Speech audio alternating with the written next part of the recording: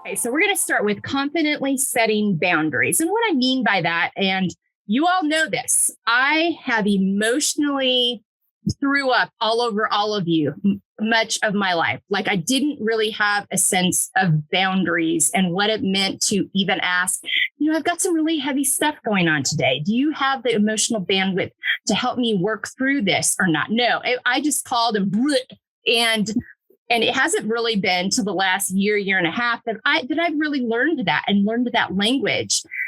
So we know that about me, and I've talked a lot about that. Talk about your own journeys in boundaries with yourself, in relationships, and how that's looked for you. If it's still something that you're figuring out, or if it's something that you feel like you've got a pretty good grasp on. Well, I think I've been through what Melissa's been through in some ways when I had a lot of health issues about 6-7 years ago now. Yeah. And when that happened, it kind of really brought my life to a halt, and I couldn't do anything because I didn't know if I'd be able to show up because physically I ended up getting diagnosed with Hashimoto's, but it's autoimmune. It's just not being healthy, period. And so at that time, in trying to figure that out, and then realizing that I had something that I really had to deal with, whether I liked it or not, boundaries kind of got set on me. And I guess it was a time to realize, I don't know how much you do. And then as you can do nothing, you can only add certain things back. Mm-hmm. So I think that I didn't have to have the discipline to start doing those boundaries. It got chosen for me. Mm. And so I think you reflect that way. And then I had a sense of appreciation, I think, for what I did do at one time, what I was able to juggle. But at the same rate, I knew that to be healthy, I had to build up slowly and decide what I could do. And having, at the time, teenage girls, middle school, and Sophie started high school at the time, wanting to really be there for them. So that was the number one thing. So all of my boundaries had to be created around being able to be there for my family with what energy I had as I was getting healthier and stronger. So it was sort of a different way. A lot of people have to start and, chop it off and stop. And I had to start from the ground up again. And I'm actually in 6 years, I'm still kind of, making those choices and figuring those things out. Steph, I know you and I have talked about this a lot, especially within the family context, because Stephanie, no surprise to you based on what you've heard about her already, is the beloved in her family, as she should be. It's very authentically who she is, but that has come with some places where she's had to really set some boundaries, because with that comes a lot of responsibility that people try to impose on her. I will say that it's not responsibility she wants to have, but people try to have that for her. Yes. Well, I will say initially, as I became a stay-at-home mom, which was not in my plan as a college person, going, career-oriented as an athletic trainer. I was very career-minded, although still family-centered, and that was very important to me. But as I became a stay-at-home mom, and then I had this time, and then I felt like I had to fill that time, and then I filled it too full, and then realized over time, when you got involved at church and you were all of a sudden on the board of this and the board of that and the PT, involved in the PTA, and all of a sudden I was doing things at school, things at church, things with our family. And then I don't know that I would have equated it at the time as anxiety, but it definitely was. I can put that, and I can still tell today, like if I start to get too busy, that's what that does. It's like, oh, wait a second, I'm feeling anxious about accomplishing the tasks that are important to me. I think, Melissa, you were referring to David's family particularly. Yeah, and that's who you live closest to also. So I think sometimes geographically that just works its way in. Yeah. So David's parents have come and stayed in their 40-foot motor coach in the summers. for multiple weeks. And when it started, they would come for like 2 weeks at a time, and then they would leave, and then they would come back, and then they would leave. But they have a house in Florida. Well, in recent years, that has become, they're pretty much here for 3 months out of the summer.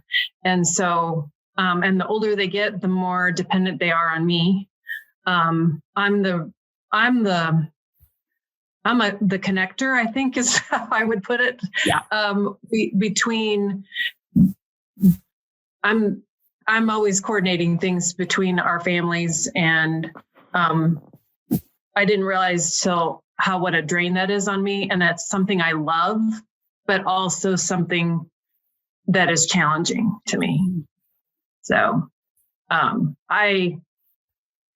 so I think figuring out some of those boundaries, though, are a little bit hard to control if they're parked in my driveway. Yeah. Yeah. And so you and I've talked a lot about that. It's like, okay, so what does that look like? How do you create space within that? I mean, we love them. We don't want to tell them not to come. And this time the boys are very close with them, but how do I find my own space within that, and so that I can still enjoy it? Because I would say that sometimes our greatest strengths can also be our greatest burdens if we don't find that place to fill up our own tanks. And I would say that that's probably been the big challenge. And also too, that a lot of people come to you as the organizer, as the one that everybody kind of gets along with. Sometimes it's the peacekeeper when there's a challenge. And so we talked through conversations of how you set boundaries within that. What is your responsibility versus like, okay, I'm willing to kind of help you get this conversation started, but you all have to do the work. I cannot fix this for you. And you've literally had to kind of create the space for that. Amy, you've run into that in your family too. I mean, you're the oldest, and you have dealt with a lot of transition in your family the last few years, in a very sudden and heartbreaking loss of your mom that none of us were ready for.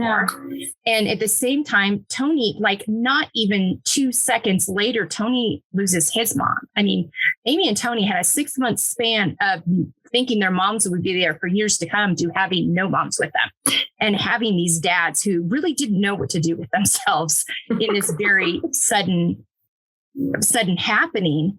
And trying to also navigate sibling relationships that are different with her dad than her own.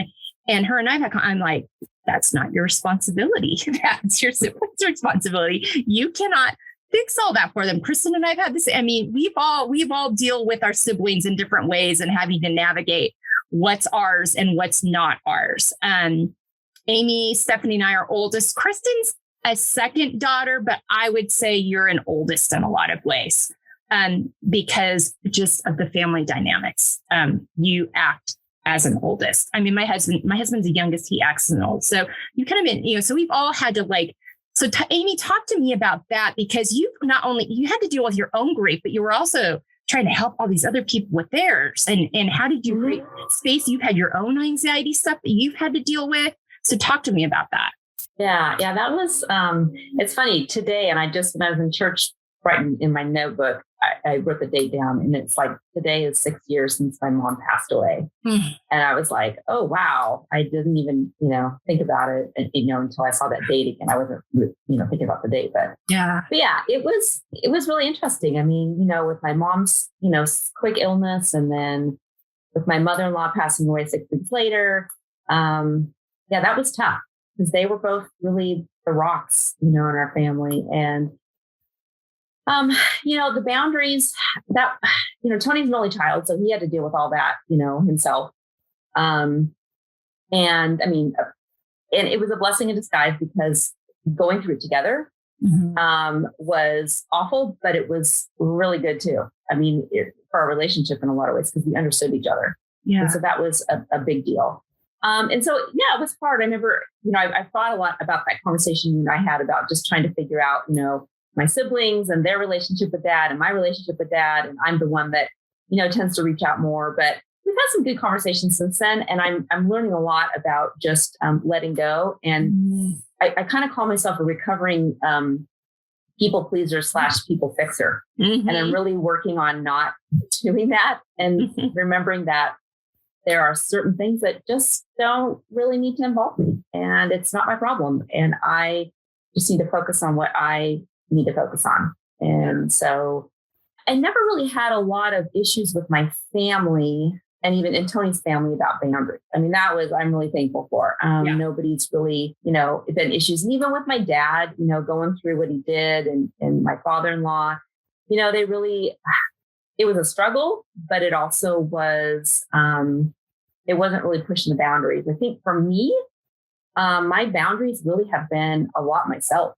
Yeah. I have been really, really hard on myself in certain areas of my life. And your struggled whole a lot. life. Yeah, I know. I've struggled a lot with, my self-worth, and a lot of that came out in what I did.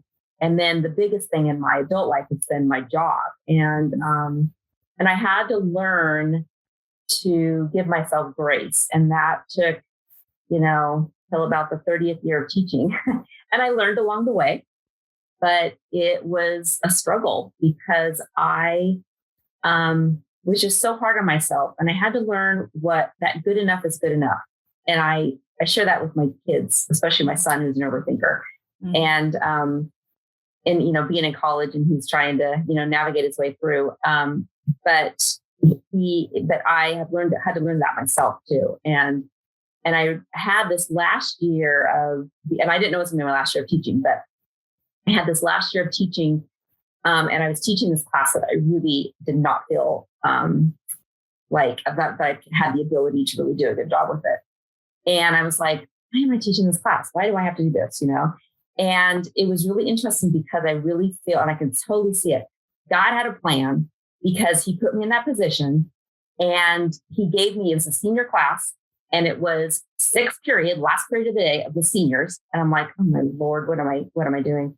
And he gave me one of the best classes. And I love those kids, and I learned grace for myself. And I learned that good enough was good enough. And I think that was what God was really trying to teach me, was good enough is good enough. You need to have boundaries. You do not need to keep pushing yourself to be the best at what you're doing. And it's okay. And you know what? It was okay. Mm-hmm. And then the next year, like 3 days before school started, I got the librarian position. And, so it was just like, God just like needed me to realize that those boundaries are important to yourself. Yeah.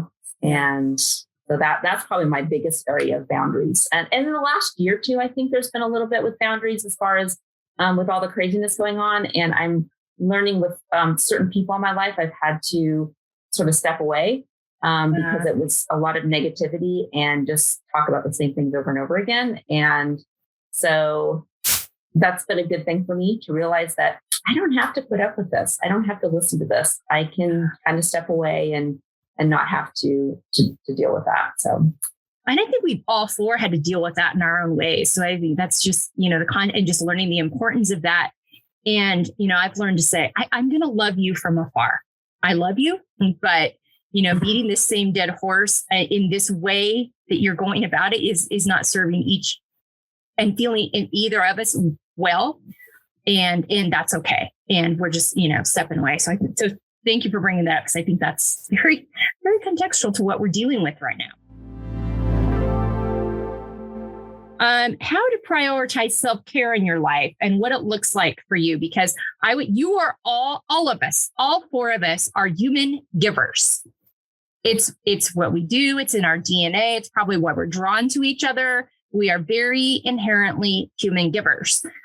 Human givers become martyrs and bitter and frustrated and irritated when they don't take the time to fill themselves up, to free their minds, to put time in ourselves. We've believed the false narrative for many years, I think, that, filling that ourselves up is selfish. We have to keep giving. And I think we've all learned in our own various ways, sometimes the hard way, that that's actually not true. That if we actually take the time to care for ourselves and fill back up, it's then that we can be our best version of ourselves, for ourselves and for our people, and what we were created to be. So talk about that. Any one of you jump in. You all have stories about this. Well, I think that for me, exercise is a priority. Spending time doing my daily devotions, that's really important. I don't know that I realized this until but spending time with my friends is a priority for me. Mm-hmm. And I think there are times when I felt bad for that. Yeah. Like going to coffee with somebody or whatever, and that I was taking time away from doing something productive at home or whatever. But I listened to Megan Banstone's podcast, and I thought, and she said that, spending time with her friends was a priority for her. And I was like, yes, that is true for me too. Yeah. So definitely those things, and it's just not my friends, but, my family too, and spending time with David and my husband. And so, yeah, I think those three things are probably the biggest for me. Yeah. Yeah, no, I think I've always felt that I think a lot of us watch maybe our parents and our moms. And I think I saw my mom wear herself thin and not have time for relationships. My mom and my dad didn't even have time for their relationship because he was working overtime at his job. And then he had a business he was running on the side. And mom was taking all the extra trips she could take. When she was a school bus driver, they ran themselves ragged. I mean, after retirement, my mom looks back at her journals. She's like, I read the journal. And she's like, I just don't know how we did. I don't know how we survived. I just don't know how it happened. Yeah. And I'm like, yeah, pretty much. And I think that I did see that. And from early on in our marriage, I think we really focused on spending time together. When we had kids, we knew dating was really important, even though we had kids. So date night was super important. So I think that I have carved those things out. Time with friends for me personally, like around here, is very important. But then also there's the physical part, which with my health issues, I had to realize that sleep for me is very important. Yeah. And that feels very selfish, because what it ended up meaning, I got to a point where I realized I can't get up with my kids and see them off to school. Because doing that makes me have no energy in the afternoon, because they were getting up so early, really early, but I wanted to see them off. But it was when one thing about COVID is we had to sleep, right? I was a new person. I was like, oh my gosh, I don't have to nap every afternoon. And it was like, wow, that's a big deal. So that became a thing. I'm like, I'm going to be a better mom in the afternoon if I can get the sleep. So off you go. You're a big girl. And, it was, but selfishly, it's like, it's my last kid. I want to see her or whatever. But anyway, sleep was super important. For me, I had to realize, since I was an athlete, I realized when I was a stay-at-home mom and I wasn't working and I wasn't an athlete, I was missing competition. And I started playing tennis on a tennis team where we competed. And I was like, oh my gosh, this is me again. I feel me. And so that became something that I have to do. That's a big self-care thing, is doing that. Because not only is that like the physical part, so you get exercise, and it's that emotional part for me. Competing is part of who I am. And then there was also the social. I'm very fortunate. I've been with the same group of women for almost 10 years on and off, that we play tennis. We're not just a tennis team that we play together. They're the people there that, when my dad passed away, they sent this amazing arrangement and they take care of you. And, we do that for each other. And there's women who have gone before me with the empty nest, and they can help me along and tell me it's going to be okay. And, so we take care of each other that way. And that's been very important. And I've prioritized that in my life, no matter what's going on, because it tackles so many things, for me. So those are some of the I highlight things. There's lots and lots of other things I could talk for talk a lot, because 6 or 7 years, I've learned a lot about those self-care things that are important. But and I've been very fortunate because Tim's been very supportive of that, which I know sometimes women don't have that. So he's very supportive of what I've needed to do to get healthy. And so it's taken that pressure off, because a lot of people, their family, husband, kids, they don't want to give them that space. And I've been very fortunate that my family's been very understanding. Supportive. Yeah, absolutely. I definitely have a really supportive husband too. He's the one that will I'm trying to do more, but he's the one that will be like, okay, we're going to take a trip. He always has to have something to look forward to, always. So we've got, we travel a lot, or, just go out. Let's go out to dinner. Let's, whatever. And he's always been very good about that. The one thing I think that was the hard thing for him was because I am, an introvert and so need the alone time. And he has always been the extrovert, though he's become, I think, a little bit more of an introvert. So it's funny how you've been married for so long, you become kind of more like each other. So I become a little more extroverted. But he, for a while, it's like, he doesn't want to stay around the house, he wants to go do things, and I'm like, I love to, part of my self-care is having a day on the weekend or something where I just get to putter around the house.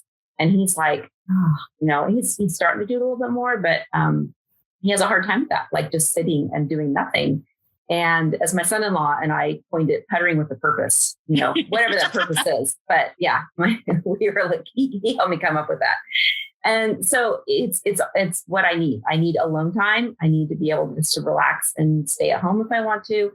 Exercise is a huge thing because I have chronic anxiety, and I learned to just keep gutting it out, for so many years, which is a good thing, but it's also a bad thing. Because now I don't have a stressful job really anymore. I still have the after effects of, having triggers. Anxiety, and being anxious when, there's nothing going on. I don't need to feel anxious, but exercise is really my key to just like get that anxiety out and be able to function and not be grouchy. So, and work that through, process that through your body, which segues nicely into taking care of our emotional health as much as our physical health. We have I know this all about you because we've all had these discussions, but all four of us, and Kristen's already talked about hers and Amy just talked about hers, and Steph and I have had many conversations because I hit some things, being a year older a little before she did. I'd be like, watch out, this is coming. But talk about how those two are connected, because we've all had experiences with that, about how if we don't process traumas and emotions that maybe we go through an experience and the experience is over and we move on to the next thing and we don't finish processing the emotions and trauma and just experience attached with it, all of a sudden in middle age, our bodies start screaming at us like, oh, no. And I've really had to go through this time, and I'm really still going through it, that I'm starting to see my body as my friend and my ally and being a helper to me rather than my body as a betrayer. So talk to me about your experiences with that. And I'm going to say start with Kristen. And the reason I'm going to say start with Kristen is because when you were diagnosed and this lifestyle was forced upon you, you really struggled. I don't want to put words in your mouth, so you can fix this where you need to, but there was that sense of freedom was lost, where these aren't my choices. These are choices I have to make because this is what my body's doing or saying. Yeah.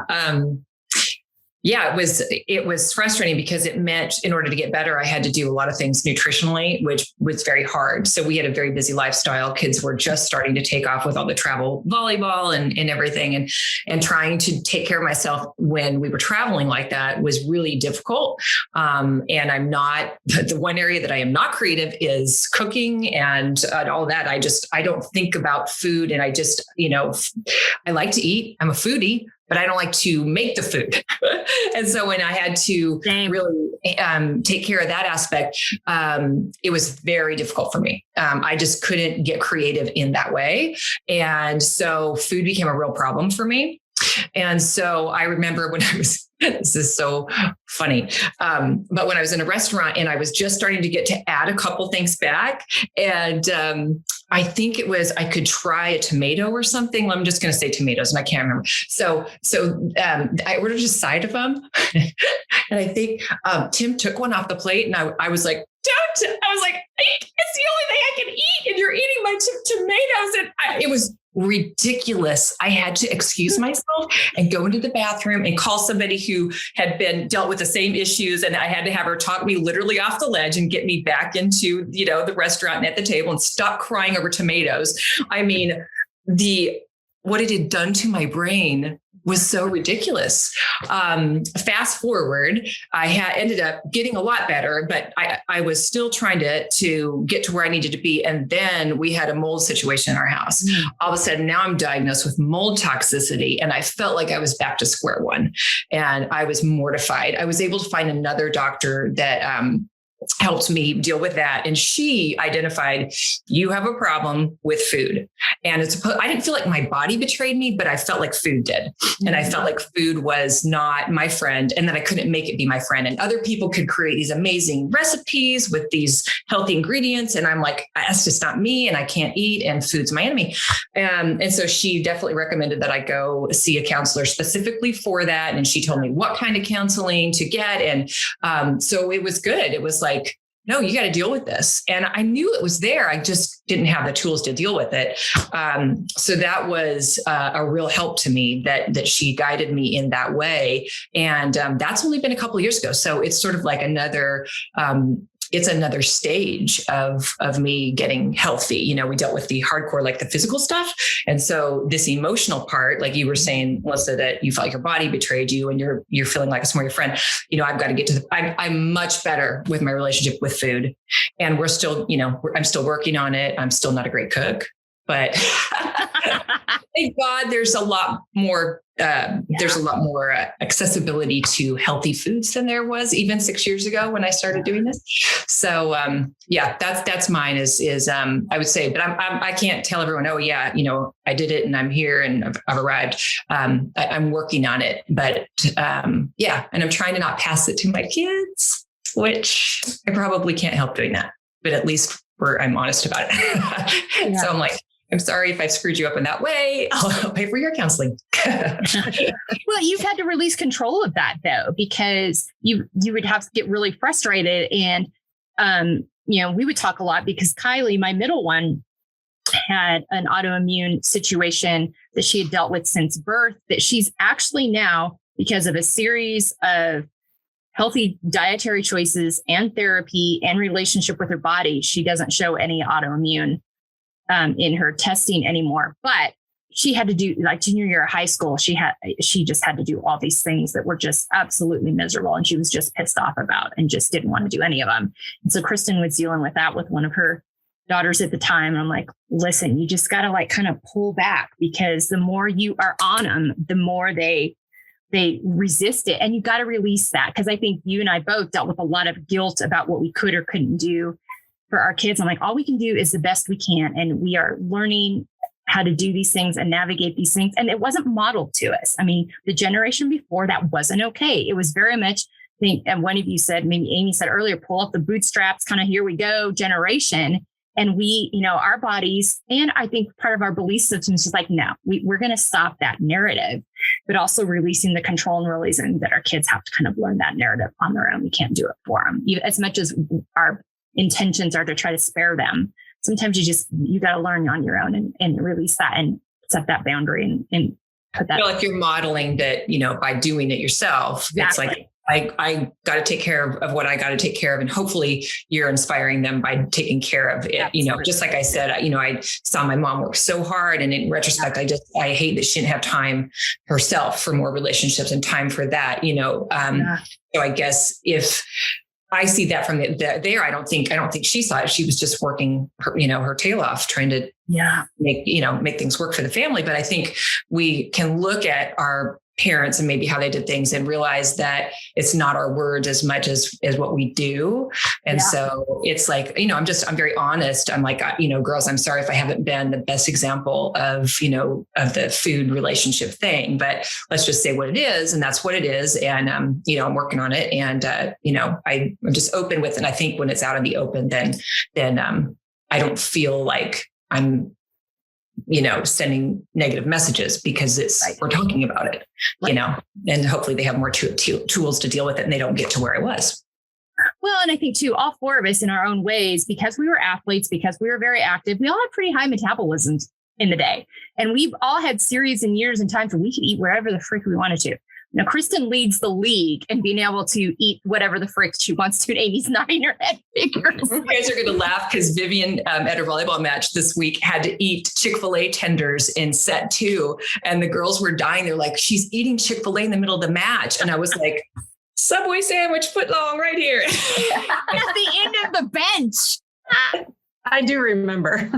Yes. Oh my God. You two had to make sure they were there for me. You were my suppliers. Yes. Oh my gosh. So yeah. So I mean, I think that's something, but that we all kind of, so all of a sudden when you've got to change, because for me, I deal with acid reflux, all of a sudden I've got to change all these things. And some of the things I love the most are my biggest triggers.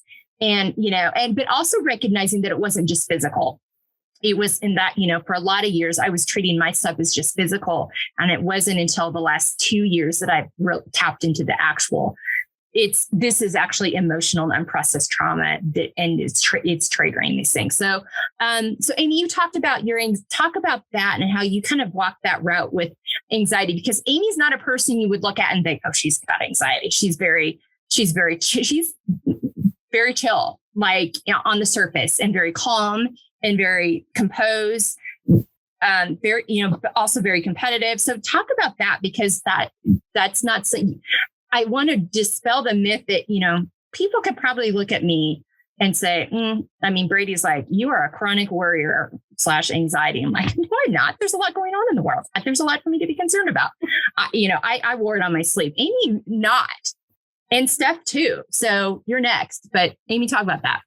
I'm good at hiding it. I was very good at keeping it, and I think back, when we were all growing up, it wasn't obviously something that was talked about. I don't think they even realized that I had anxiety. Yeah. Until much later. And I'm so thankful just because my own kids have struggled with it as well. Mm-hmm. And,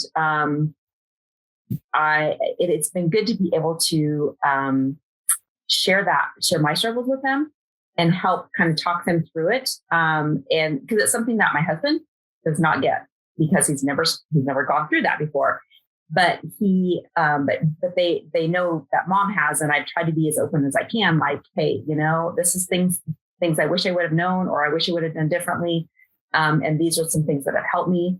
And so I'm thankful for that, because I always think God puts you through things where they suck at the time, but man, if you're open to it, you can help a lot of other people and that are going through it later on. So I'm thankful for that part of it, and I've been able to help other people as well. But yeah, it's been hard because I did stuff it. Most people would not know. On the outside, I'm a pretty chill person, and I think for the most part I am. There are certain things that triggered me and triggered my anxiety, and a lot of that was just back in the day was really lack of self-worth, lack of just not really liking myself. And so I put a lot of pressure on myself to perform, because then, I'll be I'll be a good person.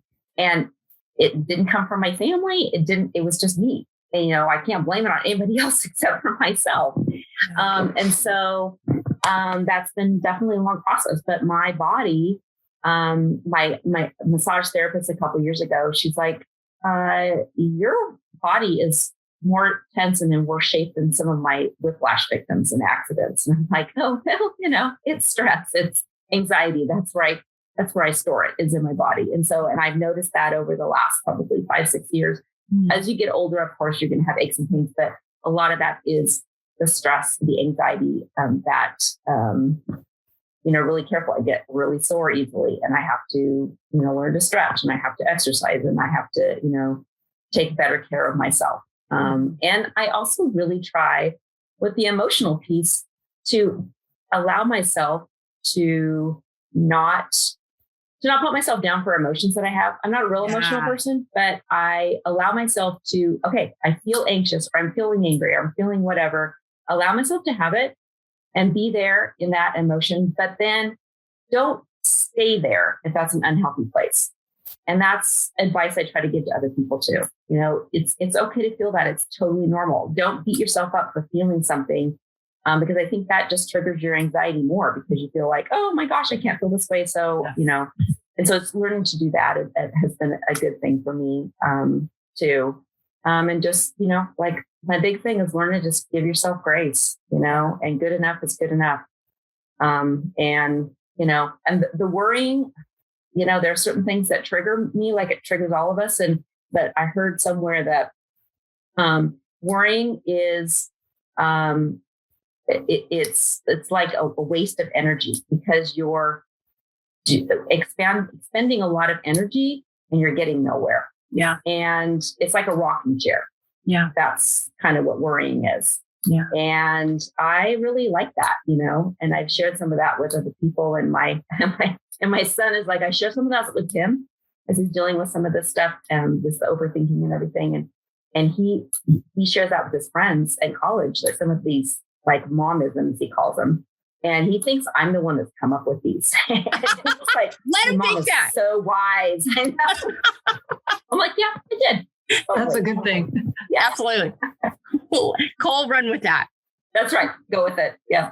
Well, and I would say too, and Steph, I want to get to you in a minute because you've got a lot to share on this too, but all four of us are very, very competitive. We were all very successful starting early on as young people. We all got good grades. We all were very well behaved.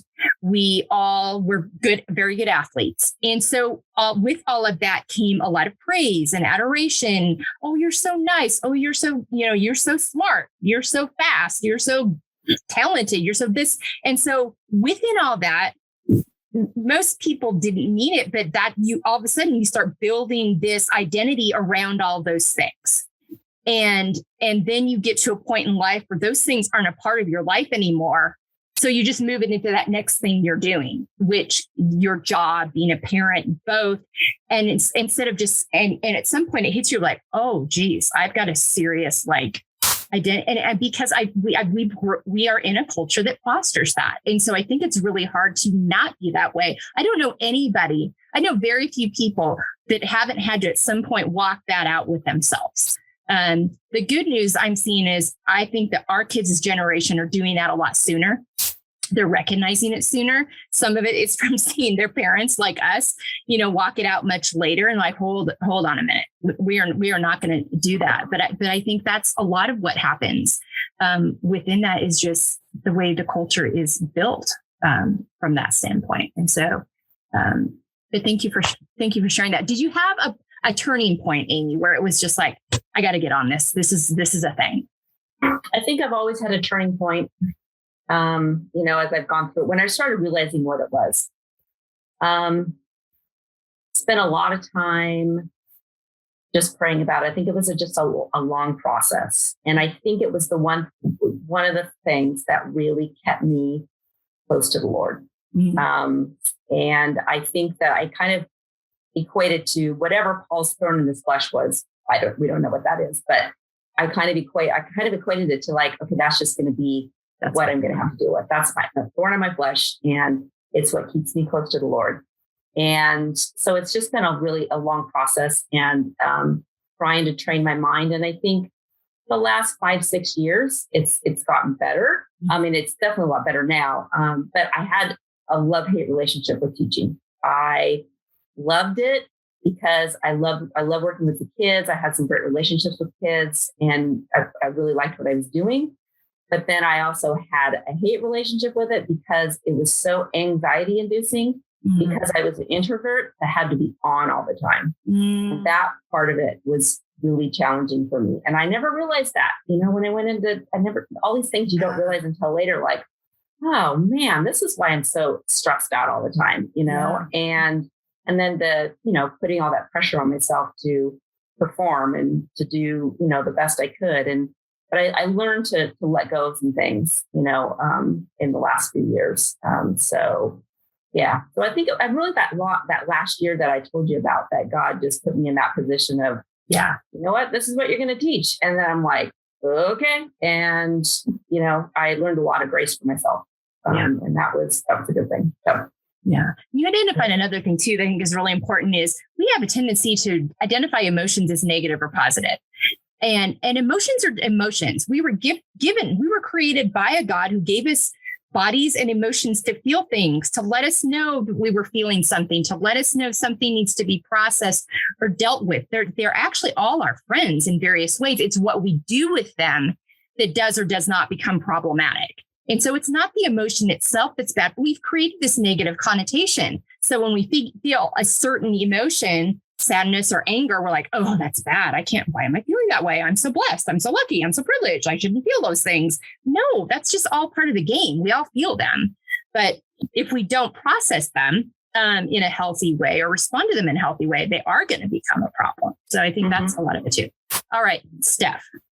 Oh, well, what I've realized over the years is that I worry, but I don't really, if I'm not actively sharing that worry or concern, either with God or with friends, or that I internalize it, and then I don't sleep, and then Satan takes over. I think it's an avenue for Satan to build whatever problem I've had in my head and make it bigger than what it really is. And a few years ago, we were getting ready to have 2 kids in college at the same time for that 1 year. And I was like, what the heck are we going to do? How are we going to figure that out? And I just had worked it up in my mind that like Satan had really done a number on me at that time. And I realized then that I needed to pray more. I was not being faithful in my prayer life. And that, I think, has really changed for me in the recent years. I have this really great group of women that have really led me along. I've read a couple of great books, The School of Prayer by Andrew Murray, I think is what it's called. And then I'm reading The Circle Maker right now. And it's a really great book. And we've read a variety of other things too, but yeah, so I would say for me, processing my emotions in a healthy way involves prayer, and then that friendship, that dynamic that you can share with your people that you hold closest to you, all those concerns of your heart, because for me, it has to get out. Like I have to process it openly. And I'm fortunate that my mother actually is very good at that. And I'm a lot like her. And so I am able to work through those things, I think, constructively and, healthy, in a healthy way. I don't do it all the time. I mean, it's just like we all are, it's all emotional up and down at different times. So.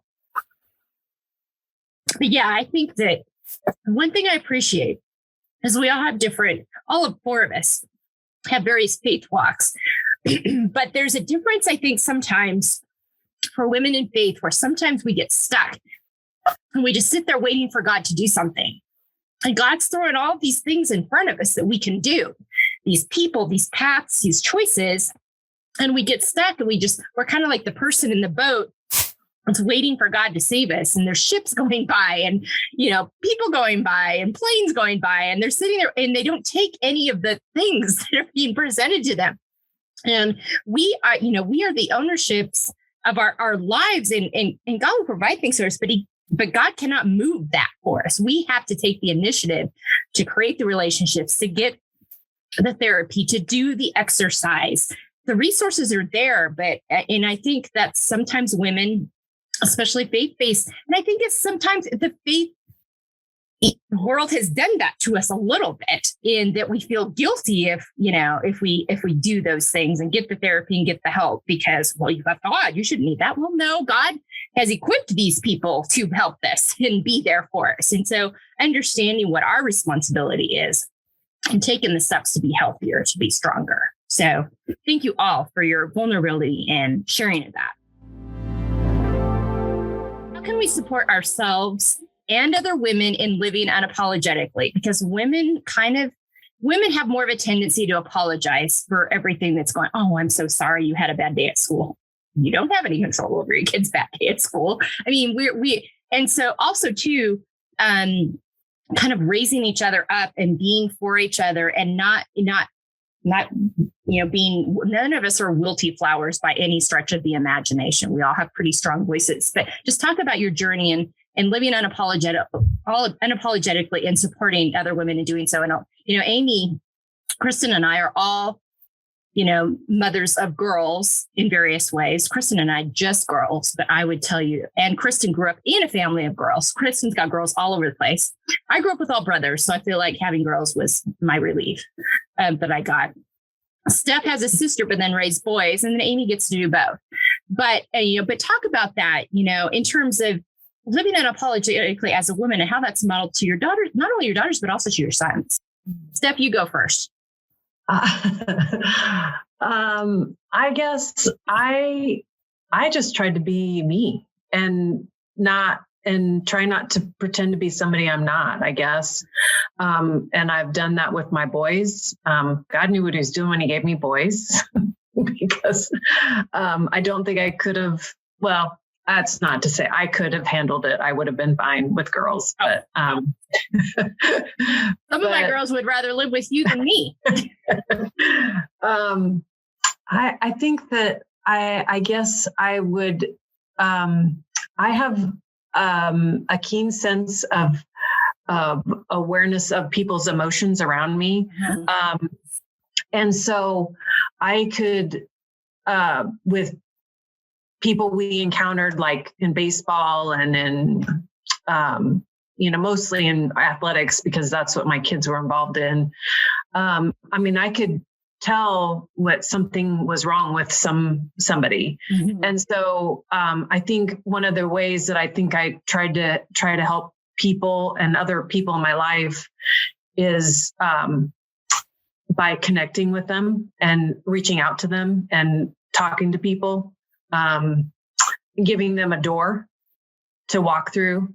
Not everybody's going to walk through that door in that conversation. But as somebody who cares about them and reaches out and gives them an opportunity to share what's going on with their life. And I don't know if we even know how many people we each impact every day. Yeah. And if it could be just saying hi to somebody. And I think that's the sad thing with COVID and masks and, not seeing somebody's face. It's really hard to see somebody's you can't see somebody smile at you. Yeah. So, after that, I'm not sure. Well, I think you do though, because just by you model it really well. You are very comfortable with yourself and your decisions. You're a strong woman. You have a strong sense of what you believe, who you are. And so I think you just live that out. You state what you believe, you stand for what you stand for. You follow through, you're very loyal. So I think you model that in just who you are, and you lift other women up around you. You have never been a woman who's competitive with another woman. You are always about them, for them. You live that out very authentically. Thank you. Yeah. So that's my statement on behalf of Steph. Okay. Amy, Kristen, either one of you. I think one of the things that, and I've learned to like the last, I remember my mom telling me when she hit 40, she just didn't give a rip anymore what people thought about her. Did your mom ever care? No, she did. She I don't ever remember your mom caring. Yeah, she was a person who hit those kind of things well, but she was such an awesome person. But anyhow, she really felt like she changed when she hit about 40. And I always remember her saying that to me. And then when I hit about 40 and I started feeling that too, and then, 50, and I'm like, yeah, I just don't care. I'm really comfortable in who I am for the most part. Obviously that can change, fluctuates like that's relevant, but for the most part, I'm happy with who I am. And I feel like now that I'm in a different role in my career, I feel like I'm more of a support person. And I really try to encourage other people, especially younger teachers. Mm-hmm. When I see them, I try to check in with them. I try to, I talked to a couple of them a few weeks ago about you can tell they were overwhelmed. And this year it's just been, crap, because of all the stuff that's happened. It's just been really overwhelming for teachers. And they needed to some encouragement. You could tell. And I talked about giving yourself grace, and they're like, thank you so much. And then I checked in with one of them just recently, and it's like, I remember that you said that, and I'm really trying to do that. And so I feel like I'm just in more of that support role and just trying to remember, what it's like to be a teacher and the support that they need, because I think when you get out of that role, it's easy to kind of forget. And so I don't want to forget. And so I do try to encourage it. I do try to check in on people. I do try to, help people to, have grace for themselves. In, whether it's male or female, and doing that for my kids too, and really encouraging them to get tools, help if they need help, and learning to deal with the emotions as they come. But then just not staying in that place, not allowing themselves to spiral down if they're struggling with something. Yeah. And same, my kids and anybody else, Sure. I'm just trying to help. And that's hard sometimes too, because like I said, I'm a recovering people fixer. I'm like Stephanie, I feel other people's emotions, and it would really amp up my anxiety, especially people that my family. Yeah. And I really have had to learn to not my problem, and I can give advice, but I cannot fix anything. I am not another person's Holy Spirit. And that has been a big mantra in my life. I learned that years ago in a women's Bible study about marriage, but I use it for, my kids, my friends, my, whatever, that I cannot fix them.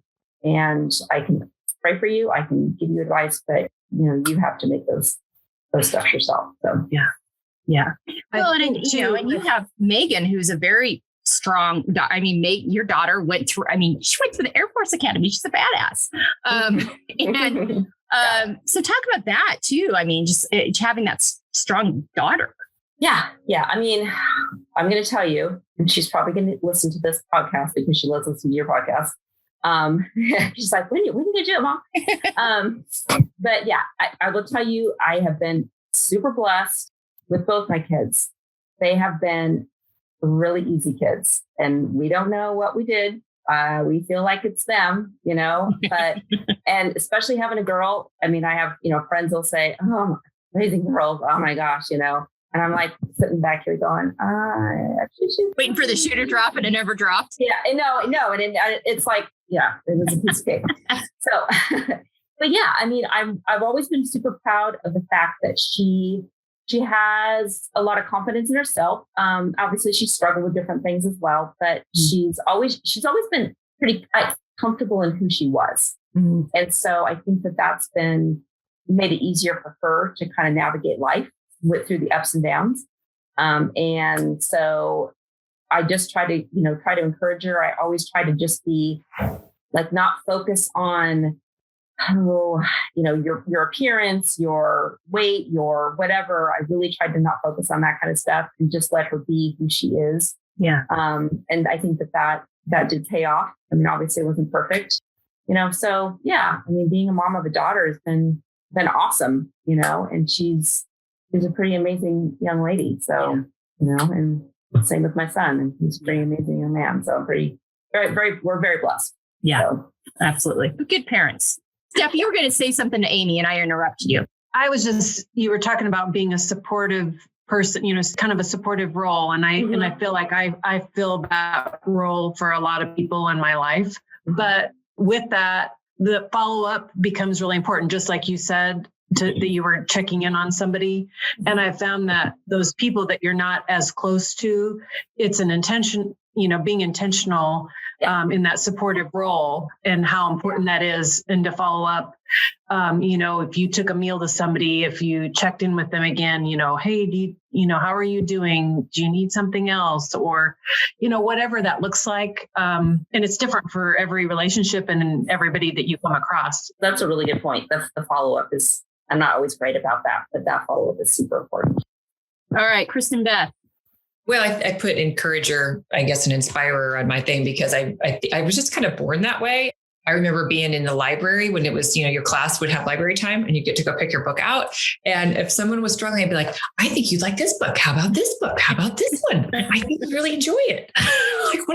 I look back on them like, you weirdo, but I just, I was like, I think you really like it. And I would like to enrich their lives with this great book, that I enjoyed. So why wouldn't they? But I think at a young age, I liked to try to be encouraging and be helpful. I didn't feel like I had to. It wasn't anything like that. And then just relationship wise, I mean, like Melissa briefly told the story. It's like, we're friends. And I'm like, dude, you need to come to Washington State. I had a sense of what was going on in her life. I'm like, I think this will work. And, just whatever I can do to help somebody where they're going, to help them get there. I can help in any way. I just feel like that's always something that I've done. I think that's why I've coached almost as long as I've played. Mm-hmm. I started coaching pretty much almost right after I started playing volleyball. Mm-hmm. And I enjoy doing that because I enjoy helping somebody get better at what they're doing, something they love to do. So I think in that way, it's just part of who I am. I think that we're all at a stage, and that's why we're talking here. It's part of the reason why Melissa's doing this podcast, is that part of that, when I think you do like to do that, maybe that is part of your nature, then you also have to get to a point where you realize, like you said, I'm not everybody's Holy Spirit. You have to realize, okay, how do I do that? And I am being helpful and encouraging, but I'm not taking ownership over the outcome. Mm-hmm. You are an encourager and a help as long as somebody wants that, right? Mm-hmm. And to that point where you realize, dude, they're just been in my ear. They don't really want encouragement or help. Mm-hmm. And at that point, sometimes you're just like, I don't know if I have time to take this call, or to make this call, because you really are spinning and spiraling and you really don't want the encouragement. And I think that was kind of maturing, having more mature relationships and knowing how much time you have for relationships. Yeah. Like Melissa, you joke about, calling and just being like, blah, vomiting whatever was going on in your life. But, I don't see it that way at all. It's like, because thank you all. That's our friendship. That's, it's a give and take. Like you were there for me in that way too. I could, be like, oh my gosh, blah. That's what we do. But we know that we will encourage each other, and we do it because we know we're going to get what we need to hear, because, we know each other. And I'm like, I need to hear what you are going to say, because you know me since dirt, which is what we always say. Mm-hmm. You know me since dirt, me friends since dirt. So, like Melissa has a better memory of my life than I do. I tell girls, I'm like, just ask her, get the lowdown. But I think that's part about being in encouraging healthy relationships, is knowing that it's a two-way thing, and that the person you're trying to encourage wants to be encouraged. Yeah.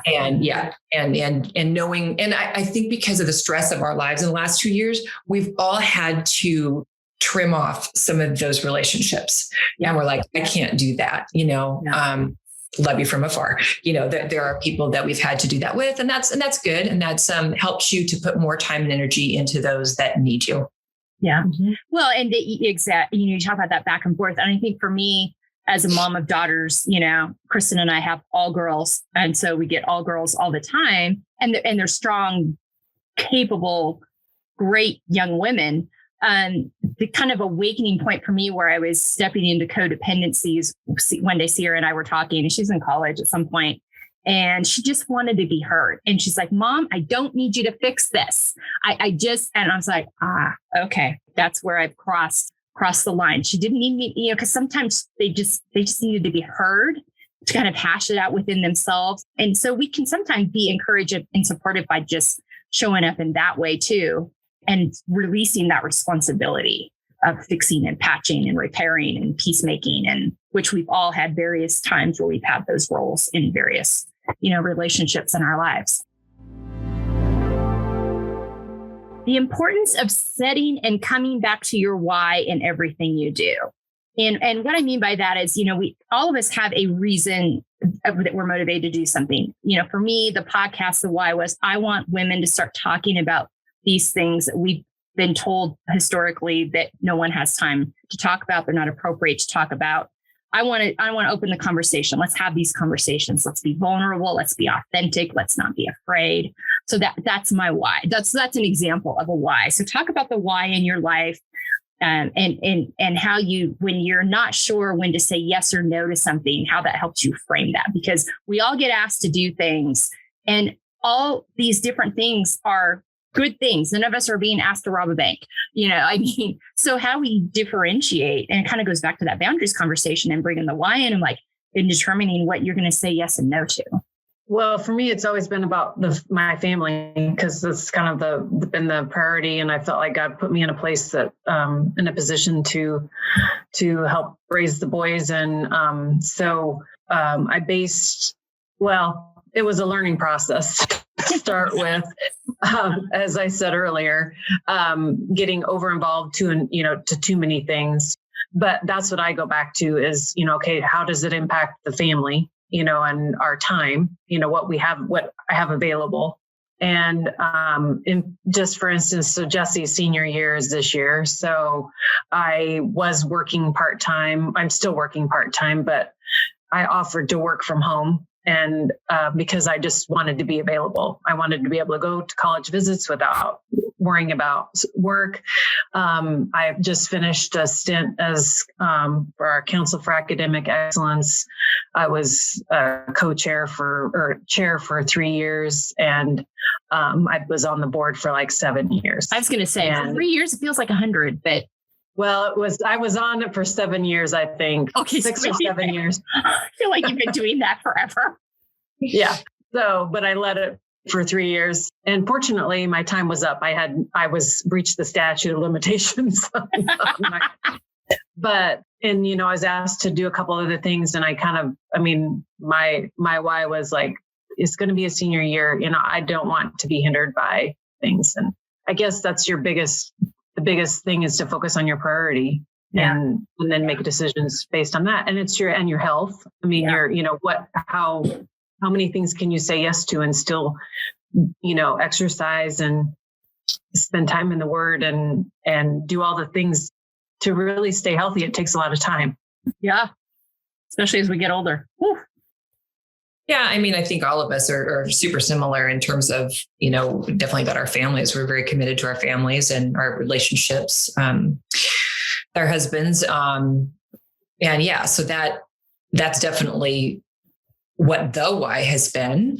But I think it's interesting because I am in a time, and I know you guys are there at various stages too, where the why is going to change. Mm-hmm. Yeah. You got a senior too. Two of you have babies going out the door. Yeah. So, since I said I was authentic, to be authentic, I'm in a stage where literally that's what I am working on. So the counseling thing that was for the food, remember, for my relationship with food, boy, did it happen at a really good time, because literally January 2020 is when I started with my counselor, literally. And so we went from talking about a relationship to food, to COVID, and just so many other things started to happen, and personally, and obviously in the world or whatever. So many things. And then it just so happens that one of her specialties is helping women who are transitioning into empty nest. It's one of those things where it's like, I never really wanted to identify with people that said, this thing was a good thing. This mold toxicity was a good thing because it helped me get to here. I don't really like that. I'm like, I don't like saying bad things are good things. It's bad. But, the truth is the timing of it all, you just have to be like, thank you, Lord, thank you, God, because this was the right counselor for the right time, having no idea what was about to hit. And how helpful that was. And actually, I didn't know one of her specialties was helping, women transition from home to empty nest and, kind of figure out what they want to do, what they want to be. So it's really cool because that's kind of a lot what we work on. And it's not something I have to take a menu and choose something. It's something that I'm not going to know right away.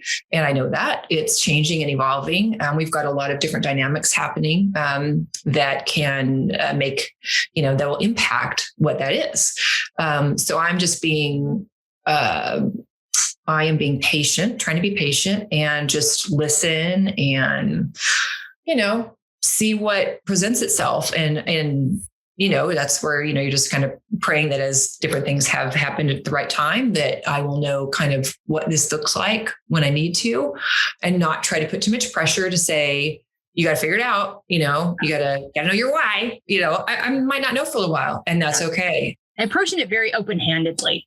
Yeah, absolutely. Yeah. So, but to know that it is, that has to do with what I want the rest of my life to look like, what I want the rest of my life with Tim to look like, and, with the girls. So obviously that's still the context, sure. But to be, kind of really purposeful and really think about that and take a look at that and, see it hopefully, because, I'm scared to death about the sands going through the hourglass, and then that song that Meryl Streep sings on Mamma Mia. Oh, think about that song. But anyways, afterwards, there will be life. And my tennis friends tell me this is true, and I'm going to believe them. And my counselor's going to help me figure that out. Absolutely. I'm doing a podcast. All kinds of things happen. That's right. And Meryl will sing the song. It'll be exactly. If only. Maybe she'll come on the show. Yeah. All right. Amy, do you have anything you want to share on this? I know you do. The whole why thing has always been interesting for me. I mean, going from, teaching Spanish and being excited and getting kids excited about learning, that was my why. And then going into teaching kids about figuring out their why after high school, teaching them how to, the 7-8 years I taught that, and, looking for colleges and careers and all that kind of stuff. And helping them just with life in general. And that was just super fulfilling and really cool. And then now I'm in a place where I really love my job. I've always been a big library geek. I mean, I love books. Libraries are one of my happy spaces. And then I got this job kind of thrown in my lap, and I'm like, oh my gosh, Lord, this is just amazing. But I've also discovered that it's been a little harder to find my why. I talked about trying to be more in a supportive role, but I sometimes can find myself getting a little bored because I have to, because I'm used to being on all the time, and I'm trying to navigate that. And, it is kind of my job to kind of create, nobody's really looking over my shoulder or anything like that. And there's some great aspects of it. Like I said, I love it. But it's also part of, now my kids are gone. I mean, Cole's a senior in college, Megan's, off and married. And they're at opposite ends of the country, Hawaii and DC. You can't get more opposite than those two. Exactly. And so many hours of time difference. Yeah. And so it's been a little bit more of a challenge as my job has changed, and I don't have the demands as like I used to. And also my job as mom has changed, and I don't get to see my kids as much, or I'm trying to kind of figure out what my why is. I'm enjoying the empty nest. They don't need to live with me. But I certainly would love it if they lived closer, so I could, hang out with them more often. But I'm trying to kind of figure out that purpose. What does God want for me? So I kind of understand. I've been an empty nester for a bit, but Kristen, I get where you're coming from. And Steph, it sounds like you're going to be kind of going through the same thing of what's my purpose? What's God calling me to do? And I'm not quite sure where that is. I've got a few ideas, but Well, I think too, that understanding that we all have is that your why's change. Just because it was your why when you were 30, it's not going to be your why when you're 50. If it is, you need to probably check yourself. Yeah. And that's okay. These things change. There's just different seasons in life. And it's kind of going through and kind of just being willing to be. My son-in-law said this, and it's so important. He's like, continue to be curious. Just keep being curious about who you are, about who your partner is, about what the world is. Because I would say, Amy, the world has gone through a shit show as your kids were all going out the door. So you weren't just dealing with the dynamic. I mean, poor Cole, like many of our college kids has had, all of our kids have had to deal with this various COVID wackiness and what it's done to their lives, going into college, coming out of college, being in college. Right. And so that, so we had kids at home for a while, so, I mean, I think, when you start looking at all those contexts, that you're not really from that standpoint, haven't had a chance to really have that space to even think about that. Yeah, exactly. I mean, Tony and I, we know our relationship is great. We're enjoying, spending time together and stuff. And, he's got his things, and but the cool thing is we're started a church plant like 5 weeks before COVID started from our like main church. Yeah. So that's been interesting. Yeah. But we're actually back meeting in a school, which is nice. We've moved 3 times since we planted the church. But it's been cool too that we've actually been doing some premarital counseling with some different couples. And so that's been really fulfilling. Yeah. And just having some connections with some young adults, young marrieds. So, we've been enjoying that. And so that's kind of a purpose, and yeah. But not being afraid to try things. I mean, yeah, exactly. I'm trying to be open. That goes back to that whole kind of curiosity thing, because, not being trying to find and figure out, I mean, and that we have the freedom now to do that, which I think is just like, oh my gosh. I mean, and that we don't have to be productive all the time. That doesn't we are valuable because we are valuable, and no matter what we do or don't do. And so releasing that need, because we're coming out of seasons where it's just by virtue of taking care of family, you're productive. That's part of the gig, but that's not a requirement now. And that's okay. And we don't have to, I think that being careful of not being a Martha. It's called the Mary Martha syndrome. And I'm always like this, we're women, we're doers. We need to learn to be more of a Mary. And that's something that God continually reminds me of. You don't have to do, you don't have to prove yourself to me. You need to learn to just be still, which was one of my favorite verses. And then my mom loved it too. And when she passed away, I found it in a bunch like her Bible and different things. And then that's my one tattoo I got is be still. And I put it here to remind me that we can see it all the time. Be still, and so I think it's an important thing for all of us women, especially in our stage of life, to learn that we don't have to be on the go all the time. Yeah. Yeah. I love that. I love that so much. Read the books, watch the movies, All right. Good stuff. Thank you. Okay.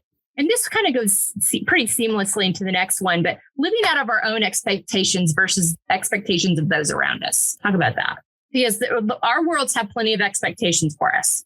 You can talk about that for forever. It's never going to end or stop. It's just life, anytime you're in a relationship. And expectations are so important. I think that's something that Tim and I learned early in our marriage, is that we would have issues when we had unmet expectations, but a lot of times they were unmet because they were unrealistic.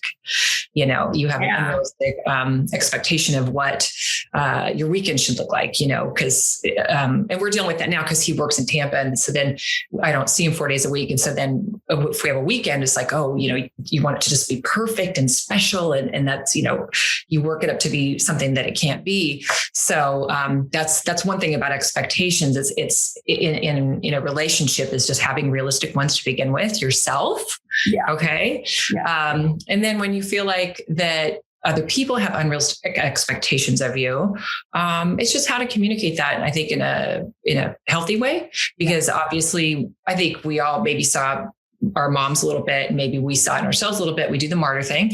And so the expectations are too high, and then we don't say anything, and we're brewing. And then, steam goes, volcano. And so that's a pretty common dynamic. And I think we've been more aware of it as women and as moms. That doesn't mean we're good at handling it. Right.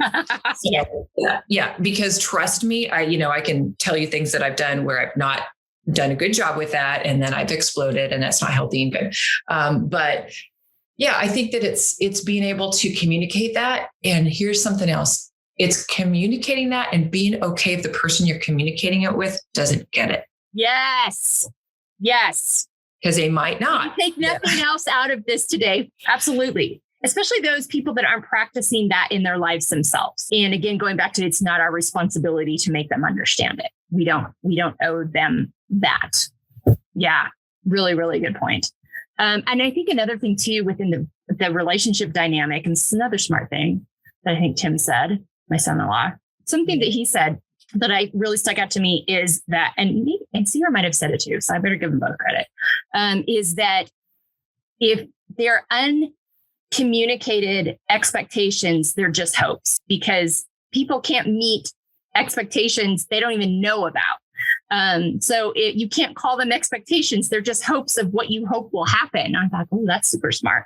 And then the other thing they talked about that I thought was really important too, was that by knowing what's the source of the expectation? Does it align with your values? If it's an expectation of you that does not align with your values and isn't from a healthy place, then it's not something that you are responsible for meeting. Because I think sometimes we want the kids to be happy, we want the partners to be happy, we want the friends to be happy, we want this work to be happy, and all these things, and just that they.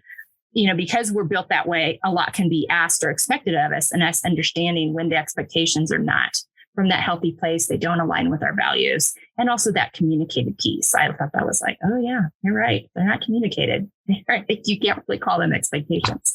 And uncommunicated expectations are just mind games. Yeah. No, Yeah. Absolutely. Yeah. I will say that I have been the one that struggled more with expectations or hopes, not always communicated them very well, to Tony. And I'm going to give a shout out to him. He has been so good about not having a lot of expectations of me. I mean, he's always been that way. I never feel like I'm not living up to something. And he's taught me about what expectations can do if you have too many or too high or, whatever, or unmet ones. And so it's been a good growing experience for me, but definitely shout out to him because he's been really good about that. Yeah, that's awesome. Steph, you've had to deal with this a lot. Yeah. Well, right now I'm with some family issues on David's side of the family. There's been expectations, I think, that were not communicated and things that should have been said that were swallowed over the years. Lots of disgruntled family get-togethers because, they didn't know we were disgruntled, but when they left, that's what we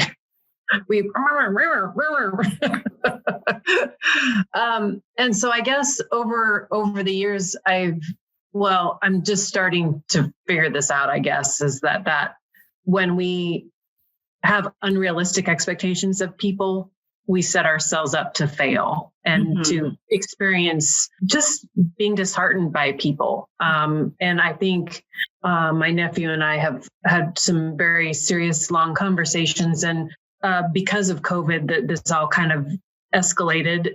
And we have differences of opinion. And we're working through things, like it is achievable to communicate and still love each other, but have differences. I think that's a different in our minds. Sometimes we think because we love that person, they're the same as I am, and that they should think the same way that I do. Yeah. And that is not true. We all have different experiences. We all have different backgrounds we were raised in. I mean, all four of us could tell us we all have different experiences. Now, we may end up at the same place, but or get there in a different path. But anyway, I just think that we make assumptions about people that aren't always correct. And I think so living within my own expectations of basically, I've tried to communicate this to my kids and anybody who walks through my door is, I hope that they experience love and that they feel differently when they walk out my door than when they came in, that they feel more loved, more cherished. And so that's my expectation of people when they come in my house. I think that for the most part, that has come through in my life, but we're not perfect. And so sometimes my expectations were higher of people than, and so I set myself up. Yeah. And that was okay. It's just a realization that it's not all one person's fault either. It's a two-way street in that, and communication becomes super, super important. Yeah. And just like, you can't expect people to be different the next time or fix things that they don't know yet, that you haven't discussed with them. We all could speak to experiences in our own families and scenarios where that's the case. And I think, we're all learning the importance of, having those hard conversations and being brave in those conversations. It is hard in the moment, but it's so much better long-term because we are all want everybody to be happy, because we are ones that take care of people. It's better for our own health because we all carry that with us. I've had to really work a lot on, and I know all of you have it in different ways too, of letting go of those expectations that I have of people that just don't want to be different. They don't want to change. They are who they are. And no matter how much I talk at them about my experience and what I've learned and blah, blah, blah, blah, blah, that I'm not going to talk them out of it. They have to land there on their own. And so releasing the expectation that if I talk at them enough, and if I just keep going, because I am just a bulldog that way. I am just, if I just keep, and being able to release that. And Brady's like, it's not your responsibility. You've got to let that go. You've got to release that expectation of yourself, and you've got to release that expectation of them. And I think we've all had to walk that out in different scenarios and are doing that some right now in our own scenarios.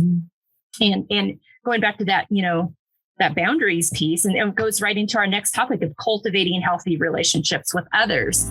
You can only cultivate a healthy relationship with someone who wants to have a healthy relationship. And having that healthy relationship starts with you having a healthy relationship with yourself. It's very difficult to have a healthy relationship with anyone else if you don't have a healthy relationship with yourself. You also can't impose a healthy relationship on someone who's not willing to do the work to be in a healthy relationship with you. So talk about that. Kristen, we're going to start with you. Yeah, I mean, I think that maybe that encourager piece, but I've always felt a big, and loyalty, I've felt a big responsibility in being a friend. And friendship is always very, very important to me. And so everyone's had a situation where you go through mean girl stuff or whatever, and you learn the hard lessons of, not everybody who says they're your friend is your friend. But it's interesting because even as you become an adult, sometimes you still have to learn that lesson. Again, and we've all heard about, toxic relationships and whatever, but, when you go through the process of being in a relationship, a friendship, and I mean more of a friendship where it's super one-sided or it's not beneficial for you. Sometimes you don't get it. It takes a while for you to realize that's happening.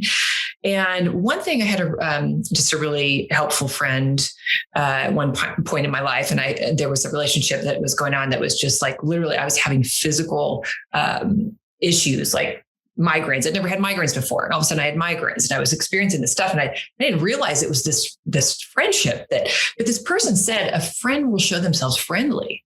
And you're like, well, duh, what is this friend doing? And so, you really have to identify, is this friend a friend? Let's don't be, maybe you give somebody too much benefit of the doubt. Mm-hmm. And when you really look at the friendship and you're like, wow, this is not a healthy friendship. Mm-hmm. Not only that, I've tried to water it and it's not growing and it's not going to.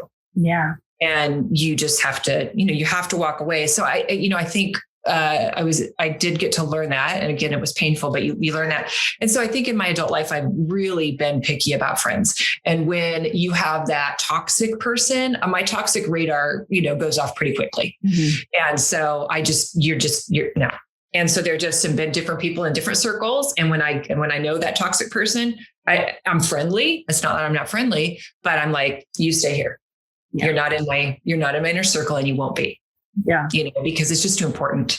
And I feel like my life has been better because of that. And I feel like going through the difficult things, when you have difficult times, when you don't have those relationships that are sucking the life out of you, and you have healthy relationships where people are going to be there for you, gosh, who needs that extra weight when life is already heavy enough? Yeah. So, just identifying and knowing that you have good relationships, you have to do that all the time, because you don't know when the next train's going to hit you. Mm-hmm. And you need your relationships to be healthy, to just thrive in this life. Yeah. So you got to protect that and be very careful. I feel like I am, and I feel like it's been very beneficial. And, And as we enter Golden Girl status, the the old lady's home is going to be a lot of fun with the people that, I hope to be with. It's so true. And you made a really good point. And I think sometimes as women, especially as women of faith, we feel like we've got to like everybody. It's not loving if we don't like everybody. We don't have to like everybody. We have to be kind. We have to remember that they were made and created by God just like we were. But we don't have to be everybody's best friend. It's okay. Not everybody is going to fit us, and we're not going to fit everybody. And that's okay. So, yeah, I think that's really important. Well, it took me a long time to figure that out, what you just said. Yes. I think I make friends very easily. Yeah. And people are attracted to you because you take such a good care of them. Thank you. But they don't always take good care of you. I think that, feeding and watering, I think I would have a tendency to feed and overwater and overfeed and then not reap any rewards back. And not that friendship is about reward, but just that give and take that true friendships really are about. And I've really been blessed in my life to have some really awesome women in my life. And, but I have a tendency to step in, and I step in deeper and quicker than the other person because I'm willing to show my vulnerability. Mm-hmm. And sometimes that bites you a little bit. But I have radar too, Kristen. I have that radar of toxicity. I don't need negative, and I don't need anybody that's going to time suck. Or, if you're the only one making the effort in the relationship, it's not healthy. Yeah. And David has never been afraid to tell you. Nor have. Yes. Oh, yeah. He did have a hard time understanding Melissa and I's relationship. He did not understand how we could be on the phone for hours. And what did she talk about? Because he knew I wasn't doing all the talking. She was doing all the talking. Oh, yeah. So he grew in that. He did. He loves me now. It's all good. He loves my husband more. So that helps too. Well, that might be true. Oh my gosh. No, if Brady knows I'm getting on the phone with any of you, he's like, I'll see you in 3 hours. Have a good time.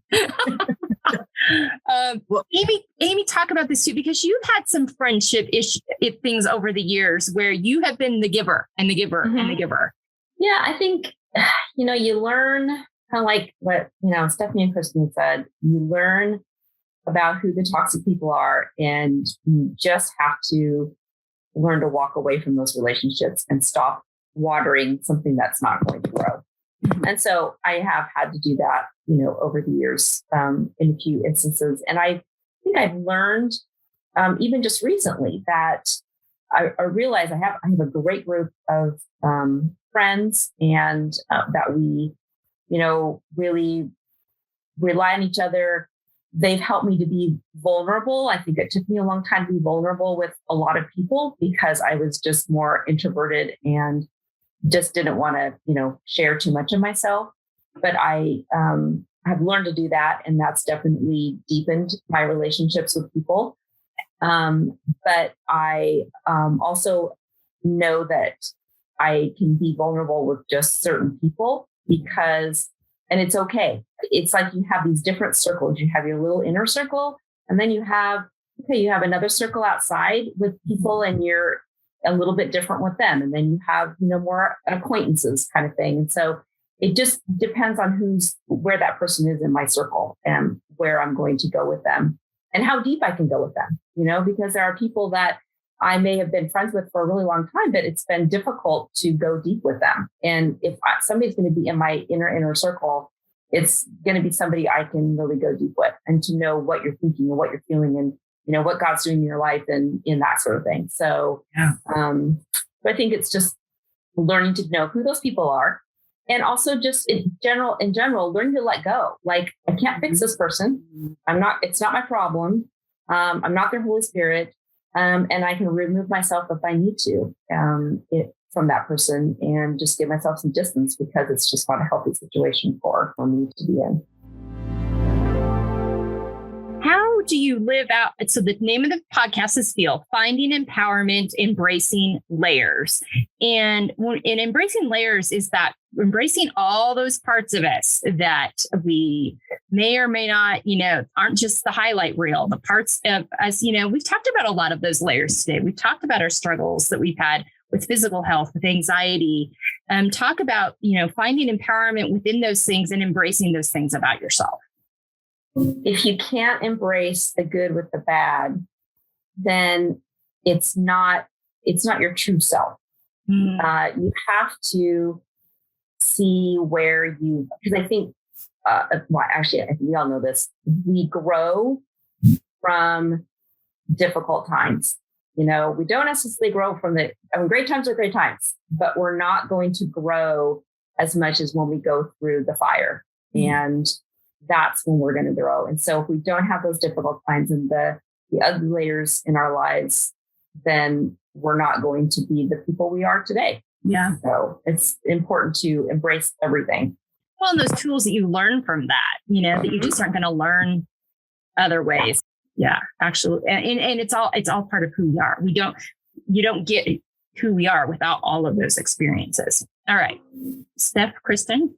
Well, you put finding in there, which is kind of interesting because I'm not, and I'm thinking about it not in terms of finding empowerment. I skipped around because I'm looking at the notes right now, and actually, how about this? How about finding layers? Because I feel like that's a lot what's happened, in my life. Like as I started talking about like the food relationship or whatever, and how my health kind of exposed that.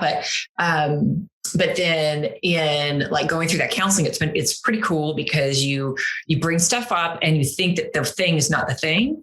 Mm-hmm. You just don't know why you start talking about the thing. You don't think it's a thing. And then all of a sudden you're having an emotional response. You're like, it's the thing. Mm-hmm. Wow. Because maybe you thought that you dealt with it, or you thought that you had grown in an area, or you thought, oh, yeah, that's good. I already dealt with that. Put that one away. And for whatever reason, maybe it was time to put it away at the time, but it's not over.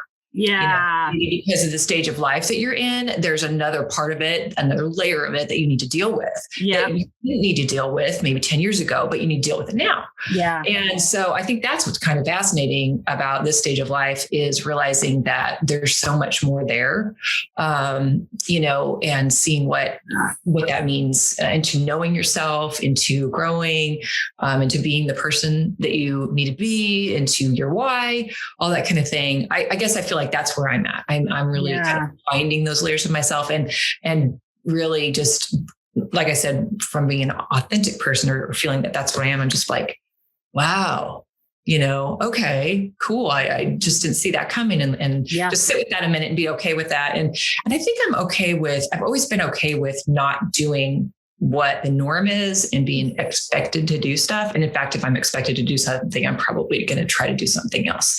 Yeah. So in a way, it's from day one, maybe. So I guess it's kind of cool to look at that and try to discover, the things about you, who you are as a person, what you've lived in your life already, what all that says about you, and then how to move forward and who to become. Yeah. I love the finding layers piece because I think that's so true. Because I think there's certain parts of us, good and bad, that just don't come up because we're just not ready for it in that time of life. Maybe we're not healed enough to get to that point or that piece or that layer. We just aren't in a season where we can explore it or notice it. So I like that. That's good. A subtitle. Okay. Well, I just thinking, not totally in Kristen's, I'm totally in your shoes right now. Also finding and exploring what the possibilities are, what's to come. But I also I think it's important, like for our kids, I want them to know, we'll share something. We assume that our kids know these things about us, like our past, whether it was sports or whatever life experience it was, but they were little, they might not remember those things. They might not know. And I think, being authentic and real with our kids and some of our life experiences. It really shows our layers to them, and who we are as people. And so I think David and I both, we've really trying to help our kids along and help them not make some of the mistakes that we made as young married couple, starting out financially, different ways, trying to help them. They're going to make some mistakes and they're going to find their own path. But if we aren't vulnerable enough to share with them our past experiences, that, then they would never know, and how that might shape their experience. So I think embracing the layers, I think of it in terms of embracing all the layers, and being vulnerable with our kids. At least that's what I was thinking of when you said. Yeah. I love that, because I think we sometimes, and I think we saw this a lot in our parents' generation, it was like bad to point out that they were wrong, or they made a mistake, or they had a hard experience. They were the parent. They were supposed to always be right, always have, there was this, and so it took away from the ability to have any kind of authentic, honest conversation around that. I mean, there's so many things about my parents I have no idea about, any experience. And I'm like, something I'll tell them, I have no idea. They never talked to me about that. That was never deemed appropriate.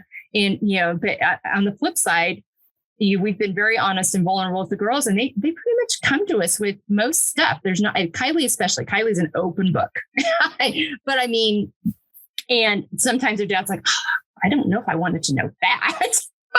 But, I'm like, sometimes she doesn't always have a barometer of what's for mom and what's for dad. But, but just not being afraid of those. And I think that's something that we are learning to do better. And I think our kids are kind of demanding it of us too, in terms of what their expectations are for life versus, how things have changed that way. All right, ladies, we're down to the rapid fire. So I'm going to go, I'll just move around the circle. I'll call on you on this one. Name 5 activities that nourish you. Steph, 5 activities that nourish you. Exercise, my daily devotional and praying, time with friends and family, gardening and being outside, and reading. Amy? Family and friends. But on the flip side, alone time, puttering with a purpose, camping, traveling, reading, being out in nature, especially bodies of water, exercise. And I know this is one of the 5.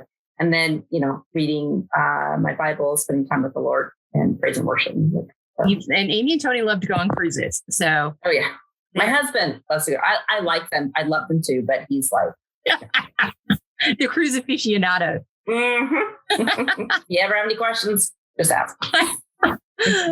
Kristen. Definitely time with Tim and the girls, time with friends for sure, the good friends, tennis for so many reasons. For us, we're fortunate where we live, being able to get on the boat and be on the water is amazingly healing to be in nature that way. And then I would say like one of my little, like junk food kind of nourishing things like this is actually if I have a morning where I can take a nice long deep cup of coffee and snuggle my dogs. And her dogs are hilarious. They're the best. Snuggle time with Moose and Murphy and a cup of coffee. So. I cannot hear her saying Moose and not laugh. Oh my gosh. We'll put a pic in the show notes. Oh my God. Yes, exactly. Have to. And Brady would steal. They're one of my sources. Moose and Murphy. They should have their own Instagram page. Oh my gosh. All right. 5 words on how you want to feel the next 6 months. Kristen, we'll start with you. Will we now? We will.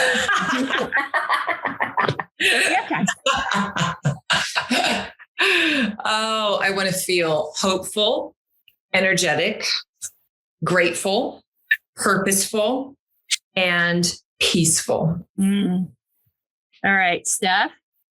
I want to feel loved, appreciated, fit, and strong, empowered, and encouraged. Amy. Purposeful and impactful. I want to feel contentment and joy. I want to feel motivated. And I want to feel that I have loved others well.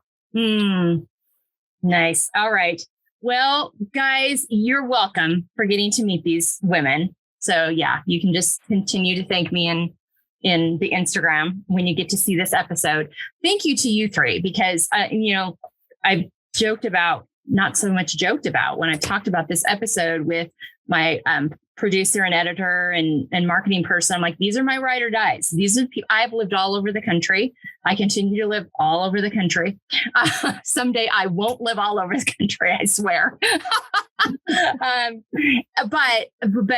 So within that, we've moved a lot. And so we're always picking up and going. And so every time you get there, I'm an extrovert, but even within that, it's like, I've gotten to the point like, I got to make some more friends. These people have been with me from day one. I know at any point, at any time, no matter how long it's been since I've seen them or talked to them, I can pick up the phone and they're there for me, and vice versa.